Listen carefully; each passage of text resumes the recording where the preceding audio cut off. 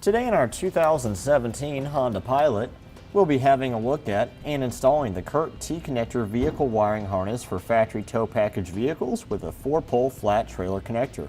Part number C56291.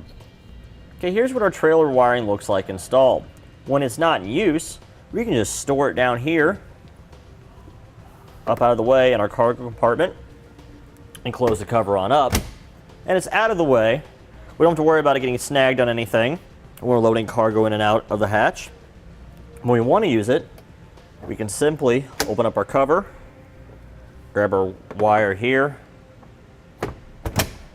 drape it down to the side so it's out of the way of our hatch latch. We can close our hatch on up.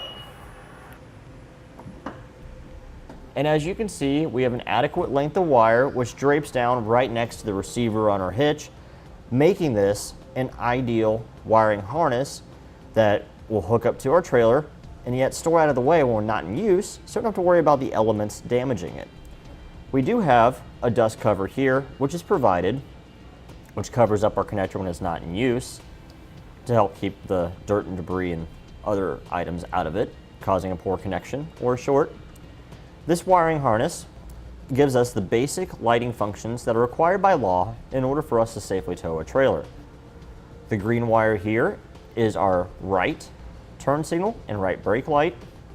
The yellow wire here is our left turn signal and left brake light.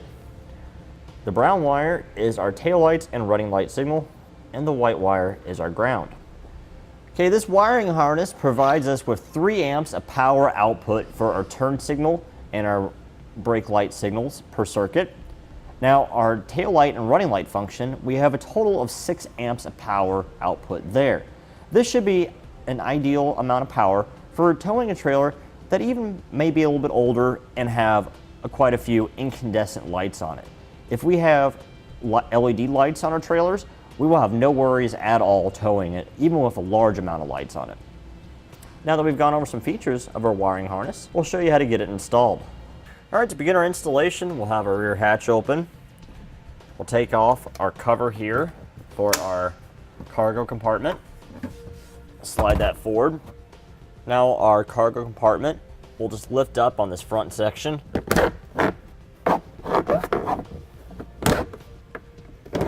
Slide that out of the way. We'll do the same for the back one too. Now our cargo hook right here. Use a flathead screwdriver and pop it open, and it will hang down by the strap. We'll find an 8mm bolt on the inside, and we'll remove the cargo hook.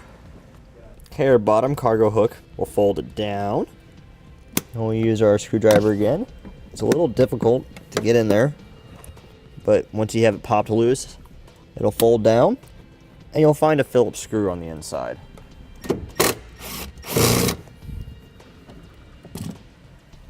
Now this cover right here below our power outlet, take our flathead, pop it open. We'll remove it. This will get us a little bit more vision later. Okay, now we'll grab our weather stripping here and we'll just pull it back a little bit. Okay, now we'll grab our black section of plastic and pull back. Okay, this white connector right here behind our trim panel underneath our seat belt mechanism, that is where we'll be plugging our harness into. Okay, now we'll take our white connector and our ground wire and stick them through this square hole. Okay, now we'll take our white connector and plug it into the factory tow package connector. It's keyed, so it only goes one way.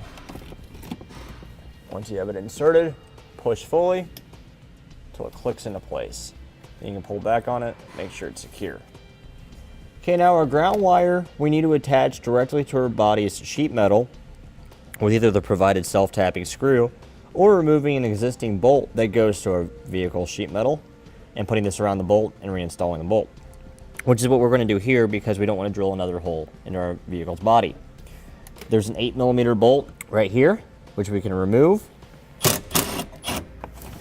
Take the bolt, place the wire onto the bolt, and we'll reinstall the bolt. Now we can retighten that back down. Now we'll take our fuse holder that's on our wiring harness and plug in our provided 10 amp fuse. Okay, now we'll take our module box here and a zip tie, and we'll just zip tie it up out of the way to this existing hole right here. This will keep it from rattling around and it'll hold it nice and secure in place. Okay, we went ahead and routed our 4-pole flat trailer wiring behind our panel where it comes out here in this gap. Now we can put all of our panels back in place. Okay, we'll place back our weather stripping.